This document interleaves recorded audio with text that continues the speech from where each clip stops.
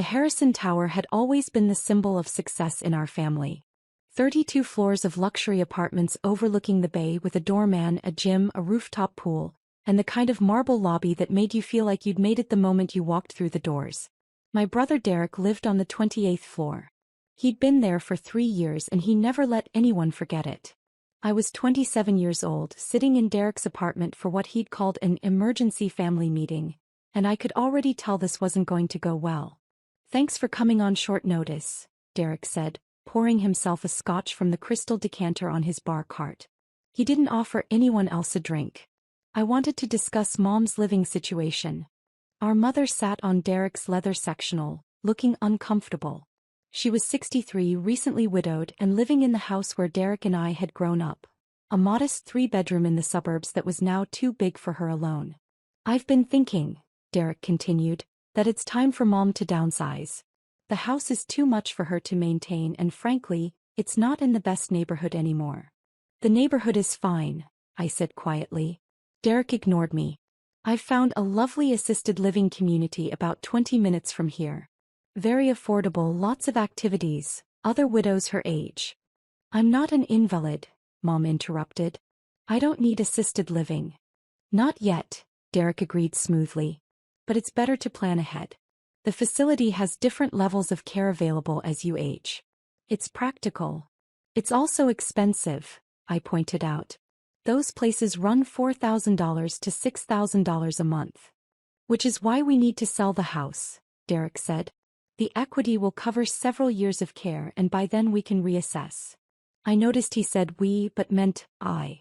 Derek had always been good at making unilateral decisions sound collaborative.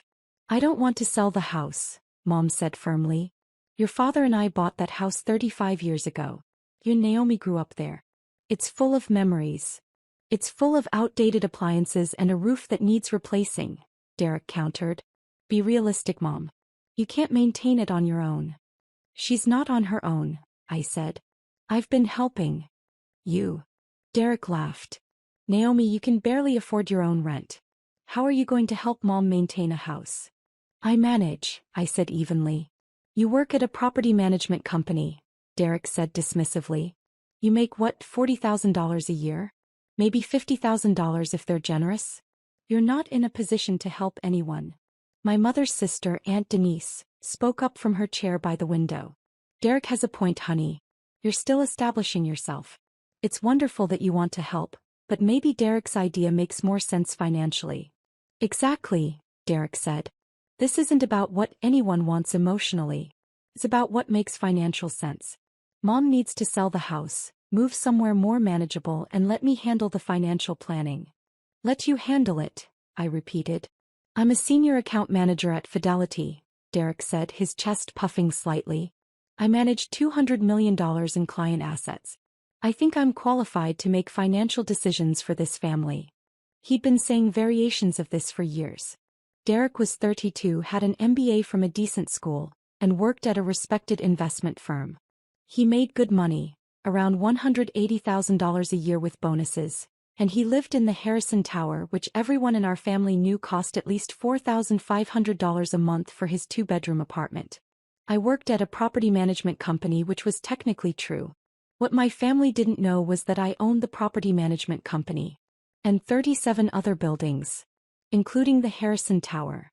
But I'd never corrected their assumptions, and now seemed like an interesting time to continue that pattern. "Mom should make her own decisions," I said calmly. "Mom is emotional about this," Derek shot back. "She needs someone thinking clearly. Someone with actual financial expertise." "And you think that's you?" "I know it is. Naomi, look, I'm not trying to be harsh, but let's be honest about our respective situations. I live in the Harrison Tower. I drive a BMW. I manage millions in assets.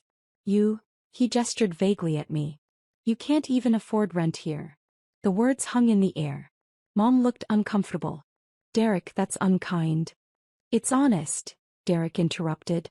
"Naomi works in property management. She probably makes entry-level wages. There's nothing wrong with that, but it means she's not in a position to offer financial advice to anyone." Aunt Denise nodded reluctantly. "He's not wrong, Naomi. You're still young, still building your career. Maybe let Derek take the lead on this. Maybe try Section 8 housing, Mom added quietly, trying to be helpful. I've heard they have programs for young professionals now. Nothing to be ashamed of. I just smiled quietly. Section 8 housing.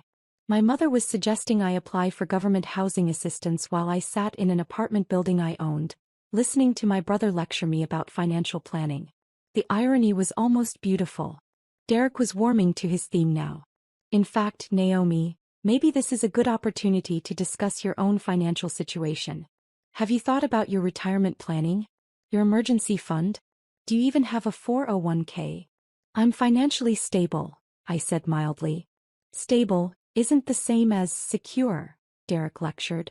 At your age, you should be saving at least 15% of your income. Are you doing that? I'm doing fine. That's not an answer. Look, I'm happy to help you set up a basic investment account. Nothing fancy, maybe some index funds, a Roth IRA. I can walk you through the basics. That's generous, I said. It's family, Derek replied magnanimously. I'd be a pretty terrible brother if I didn't help you get on track financially. There was a knock at the apartment door. Derek frowned.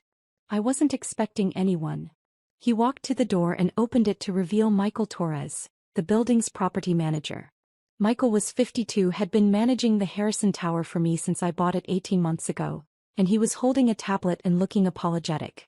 Mr. Williams, Michael said formally. I apologize for the interruption. I need to speak with Ms. Williams for a moment. Pie mother? Derek asked, confused. Ms. Naomi Williams, Michael clarified, looking past Derek to where I sat. Every eye in the room turned to me. I stood and walked to the door. What's up, Michael? I'm sorry to interrupt your family gathering, but we have a situation with Unit 2804. The tenant is 3 months behind on rent, and the final notice period expired yesterday. He glanced at Derek, then back to me. Ms. Williams, should I start the eviction process? The silence in Derek's apartment was absolute. Unit 2804, I said slowly. That's Mr. Williams's unit, correct? Yes, ma'am. Derek Williams. 3 months overdue. That's $13,500 in back rent plus late fees. Derek had gone pale. There must be some mistake. I'm current on my rent. I paid last month. You paid 2 months ago, Michael corrected, consulting his tablet. August rent was paid on August 3rd. September and October went unpaid, and November's payment was due 5 days ago. That's impossible. I have autopay set up. Your bank rejected the September payment due to insufficient funds. Michael said professionally. We sent a notice to your email and to your physical mailbox. When September remained unpaid through the end of the month, we sent a formal demand letter for both September and October. That was ignored as well. Derek was frantically pulling out his phone. This is a mistake. I'll call my bank. Mr. Williams, Michael said patiently, I've been managing properties for 25 years. I know the difference between a banking error and unpaid rent. You're 3 months behind. That's grounds for eviction proceedings. You can't evict me, Derek said, his voice rising. I'm a good tenant. I've been here for 3 years. Which makes the sudden non-payment more concerning, Michael replied. Ms. Williams, what would you like me to do? Mom was staring at me. Why is he asking you? I looked at Michael, then at my family, then back to Michael. Give me a moment with my family, please. Of course, ma'am. I'll be in the lobby when you're ready to discuss this further. He nodded politely and left. Derek closed the door slowly. When he turned back to us, his face was red. What the hell was that? Why was he asking you about my eviction? Because I'm the owner, I said simply. The owner of what? The building. The Harrison Tower. I bought it 18 months ago for $87 million. Michael manages it for me, but all major decisions, including evictions, require my approval. Aunt Denise laughed nervously. That's not funny, Naomi. I'm not joking. Derek was shaking his head. That's insane. You're telling me you own this building? This luxury high-rise in the most expensive part of the city? Yes. With what money? You work at a property management company. I own a property management company, I corrected. Williams Property Group. We manage 42 buildings across 3 states. Current portfolio value is approximately $340 million. The number landed like a physical blow. Mom had gone white. $340 million? Give or take depending on market conditions. The Harrison Tower is one of our flagship properties. We bought it as part of a larger acquisition deal. 6 buildings total, all luxury residential. Derek sat down heavily on his sectional. You're lying. This is some kind of joke. I can show you the deed if you'd like, I offered. It's public record. Williams Property Group LLC purchased the Harrison Tower from Coastal Residential Partners in March of last year. I'm the sole owner of Williams Property Group. How? Mom whispered. How is this possible? I started the company 5 years ago with a small commercial property I bought using money I'd saved. I renovated it, leased it out, used the profits to buy another property. Then another. I built it slowly, carefully, reinvesting everything. 5 years, Aunt Denise said faintly. You've been doing this for 5 years? Yes. I started when I was 22 with a $400,000 commercial space in a developing neighborhood. I saw the potential before other investors did. By the time I was 24, I owned 3 properties. By 25, I had 8. The growth accelerated from there. Derek was staring at his phone, frantically searching. Williams Property Group, he read aloud. Private real estate investment and management firm. Specializes in luxury residential and mixed-use properties. Portfolio includes. He looked up, his expression shocked. The Harborview Apartments. The Metropolitan Complex. The fucking Harrison Tower. You own all of these. Among others, I confirmed. But you never said anything. You let us think. I let you assume, I corrected. There's a difference. I work in property management. That's true. I just happen to own the company doing the managing. Mom was crying quietly. Why didn't you tell us? When would I have told you? I asked gently. At Sunday dinners when Derek talked about his job managing other people's money? At holidays when everyone congratulated him on his BMW lease? Every time I tried to talk about my work, someone changed the subject or made a joke about me being an assistant or a secretary. We didn't know, Aunt Denise protested. Because you didn't ask, I replied. You all decided what my life looked like and nothing I said was going to change those assumptions. Derek stood abruptly. The rent. He said I'm 3 months behind. That's not, I have the money. Do you? I asked quietly. He fell silent. Derek, I said carefully, I've seen the financials for this unit. You pay $4,500 a month for a 2-bedroom apartment.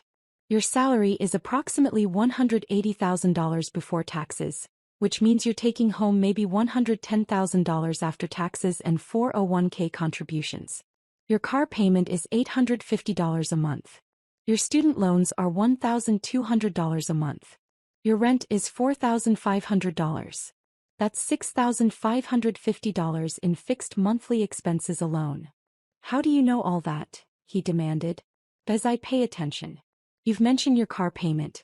You've complained about student loans. And I own your building, so I know exactly what you pay in rent. Mom was doing math in her head.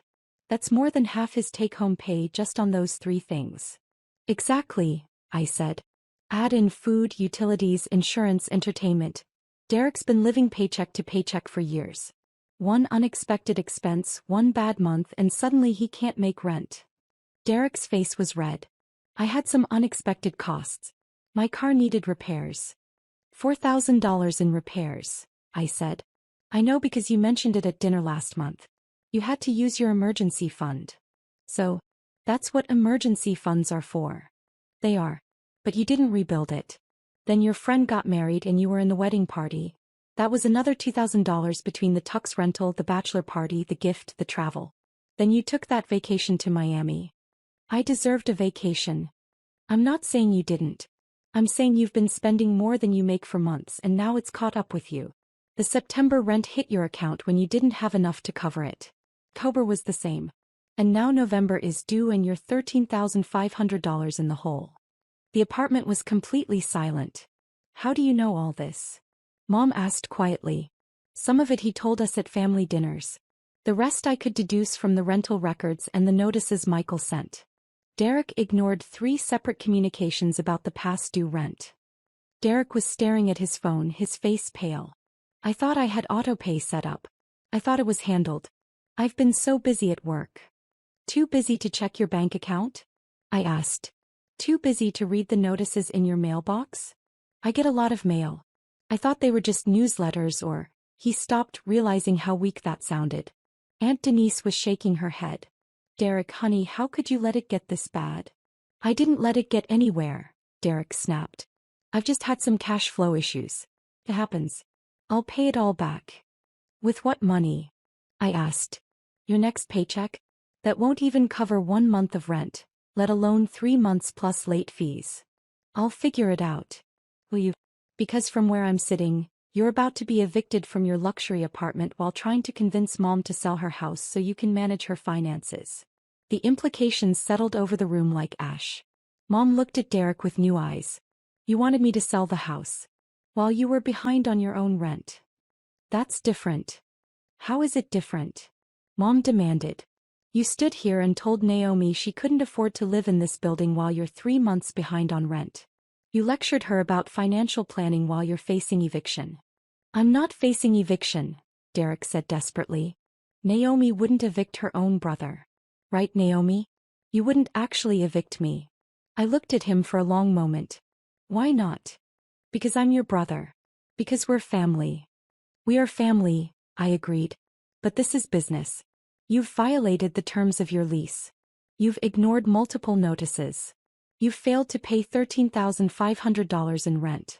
Those are grounds for eviction regardless of who you're related to. You can't be serious. I'm very serious. I have 42 buildings to manage, Derek.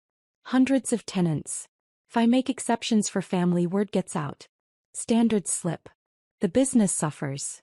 So what, you're going to evict me? Put me out on the street. I'm going to enforce the terms of your lease, I said calmly. What happens next depends on you. Derek's hands were shaking. I don't have $13,500. I don't know where I'd get it. You could sell your car, I suggested. That BMW is worth at least $35,000. That would cover your back rent and give you a cushion while you figure out a more sustainable living situation. Sell my car? Are you insane? I need that for work. You work downtown where public transit is excellent, I countered. You don't need a $70,000 car. You want it? There's a difference. This is unbelievable, Derek said, his voice rising. My own sister is going to evict me because I had a few bad months. 3 months, I corrected. And it's not because you had bad months. It's because you've been living beyond your means for years, and instead of adjusting your lifestyle when reality caught up with you, you ignored the problem until it became a crisis. Mom was watching this exchange with growing concern. Naomi, you can't actually evict your brother. I can, I said.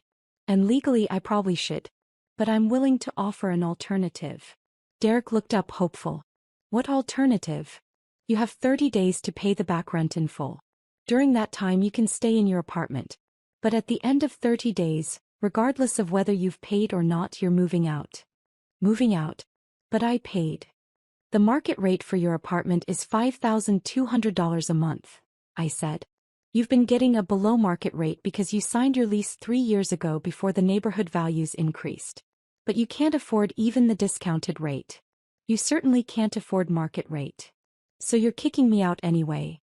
I'm giving you 30 days to find a place you can actually afford, I corrected.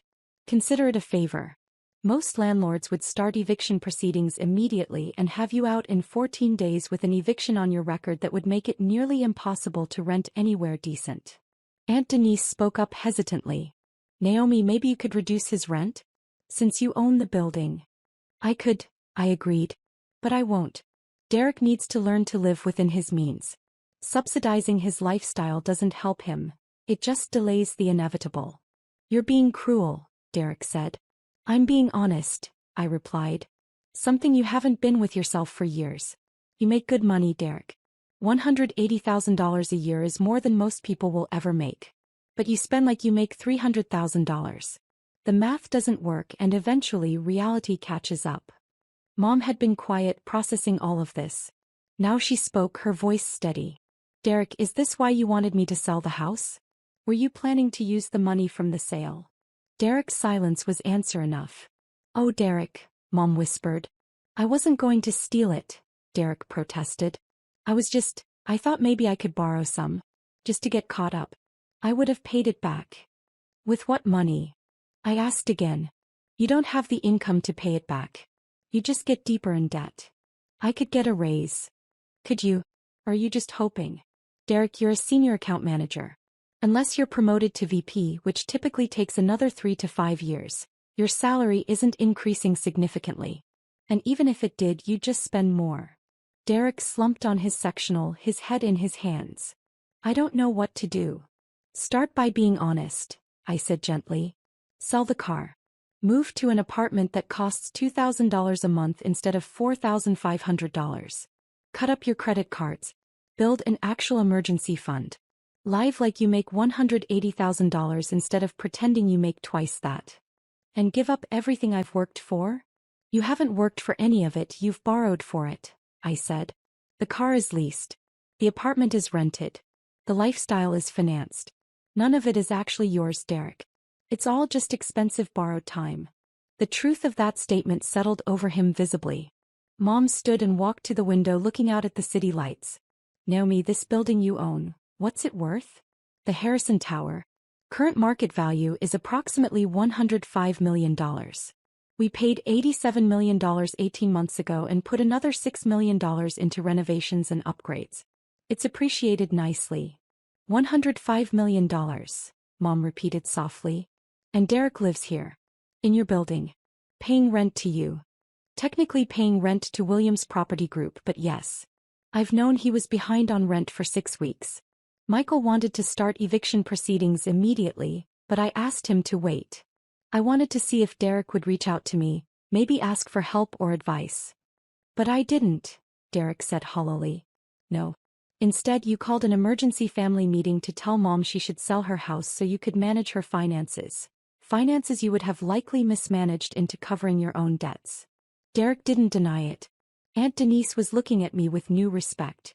You're very different than I thought, Naomi. I'm exactly who I've always been, I replied. You all just made assumptions. Mom turned from the window. The house. You said Derek wanted me to sell it. What do you think I should do? What do you want to do? I asked. I want to stay in my home. But Derek's right that it needs work. The roof, the furnace is old, the kitchen could use updating. What if I bought the house from you? I suggested. Fair market value. Probably around $380,000 in the current market. You could take that money and invest it, live off the returns. Then I'd lease the house back to you for $1,200 a month, which would cover my costs for maintenance and taxes. You'd still live there, but all the upkeep would be my responsibility. Mom's eyes widened. You'd do that. It's good business. The neighborhood is appreciating. I've been looking at properties there anyway. And it gives you financial security while letting you stay in your home. That's very generous. It's practical, I corrected. You get security and stability. I get a good investment property. Everyone benefits. What about me? Derek asked quietly. What happens to me? I looked at my brother. At his expensive apartment he couldn't afford, his luxury car he didn't need, his carefully constructed image of success that was built on sand and credit. You have a choice, I said. You can be angry at me for being honest. You can blame me for your situation. You can go tell everyone that your sister is heartless for evicting you. Or what? Or you can use this as a wake-up call. Sell the car. Move somewhere affordable. Build actual wealth instead of the appearance of wealth. In 5 years you could own a home. You could have real savings. You could be genuinely successful instead of just looking successful. And in the meantime? In the meantime you have 30 days to pay your back rent and find a new place. I'll give you a positive reference letter despite the late payments. I'll even help you find an apartment in one of my other buildings if you want. Something you can actually afford. Derek was quiet for a long moment. Then, what would it cost? An apartment I could afford in one of your buildings. I have a 1-bedroom in the Riverside complex for $1,800 a month. It's nice, not as nice as this but nice. Good neighborhood, good transit access, and the rent is less than half what you're paying now. $1,800 a month, Derek repeated. That's affordable, I finished. On your actual salary with room for savings and emergencies and building real financial security. He nodded slowly. Can I see it? I'll have Michael set up a showing tomorrow. Mom was smiling through tears. You're taking care of both of us. I'm being practical, I said. But I smiled back. Aunt Denise stood, gathering her purse. I think I should go. This is a lot to process. Naomi, I'm sorry for underestimating you. You're not the first, I said. Probably won't be the last. After Aunt Denise left, the three of us sat in Derek's apartment. My apartment, technically, in complicated silence. I feel like an idiot, Derek said finally. You're not an idiot, I replied. You're someone who made some bad financial decisions. It happens. The question is whether you learn from them. I can't believe you own this building. I've been living in your building for 18 months and had no idea. I bought it while you were living here. Your lease transferred to Williams Property Group, but I instructed Michael to keep all the management interactions professional and impersonal. I didn't want family dynamics interfering with business operations. Until today. Until you tried to convince Mom to sell her house so you could solve your financial problems with her equity, I corrected. That's where family and business collided. Derek nodded slowly. The back rent. I don't have $13,500. Even if I sell the car tomorrow, it'll take time to find a buyer and... I'll waive it, I said. Both Derek and Mom stared at me. You'll what? Derek asked. I'll waive the back rent. Consider it a one-time family favor. But the 30-day move-out still stands. And Derek, if you move into the Riverside Complex apartment, I expect rent on time every time. No exceptions. Why would you waive it? He asked suspiciously. Because you're my brother, and despite everything, I don't want to see you fail. But I also won't enable you to keep making bad decisions. So I'm giving you a clean slate and a manageable living situation. What you do with it is up to you. Derek's eyes were damp. I'm sorry. For everything I said tonight. For how I've treated you. For not seeing what you'd accomplished. Apology accepted, I said simply. Mom came over and hugged me tightly. Your father would be so proud of you. I'm so proud of you. Thanks, Mom. When you buy the house, if you buy the house, can I paint the kitchen? I've always wanted a light blue kitchen. I laughed. It's your house, Mom. Paint it any color you want. I'll even hire the painters. After another hour of logistics discussion, Derek's move-out timeline, Mom's house sale details, the Riverside Complex apartment showing, I finally left Derek's apartment and took the elevator down to the lobby. Michael was waiting as promised. How'd it go? He asked. About as well as could be expected. He'll be moving out in 30 days. I'm waiving the back rent. Michael nodded. Family is complicated. Always, I agreed. But I'm offering him a unit at Riverside. 1 bedroom, $1,800. Can you prepare the lease? Of course.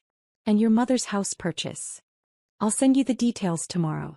We'll need to move quickly on that one. She's motivated to sell and I want to make sure she's taken care of. You're a good daughter, Michael observed. I'm a practical businesswoman who happens to care about her family, I corrected with a smile. Those things aren't mutually exclusive. No, I agreed. They're not. I walked out of the Harrison Tower into the cool evening air. Behind me, the building rose 32 floors. Each window a story, each apartment a life. My building. My investment. My responsibility. But also my family's home, at least for 30 more days. My phone buzzed. A text from Derek. Thank you. I'll do better. Then Mom. I love you, sweetheart. Thank you for everything. I smiled and slipped my phone into my pocket. $340 million in property. 42 buildings. Hundreds of tenants. And one very humbling family meeting. But that's the thing about success. It's not about what you own or how much you're worth. It's about what you do with it. How you treat people. How you balance business with compassion, accountability with kindness. My brother had learned a hard lesson tonight. But he'd learned it from someone who actually cared about him, not from some faceless corporation that would have put him on the street without a second thought. And my mother would get to stay in her home, surrounded by her memories, without the financial stress that had been keeping her up at night. I'd built a real estate empire in 5 years. But tonight I'd built something more important. I'd built a foundation for my family's future. One that was based on honesty, sustainability, and genuine success rather than borrowed luxury. And that was worth more than any building in my portfolio. I hailed a cab and headed home to my own apartment. A modest 2-bedroom in one of my mid-range buildings, because I didn't need luxury to feel successful. I just needed to know I'd built something real. Something that would last. Something that could help the people I loved, even when they didn't realize they needed help. The cab pulled away from the Harrison Tower and I watched it recede in the rearview mirror. All 32 floors of glass and steel, glowing against the night sky. My building. My brother's wake-up call. My family's future. And tomorrow it would just be Tuesday. Another day of managing properties, reviewing financials, making decisions that affected hundreds of lives. But tonight had been personal. And sometimes that made all the difference.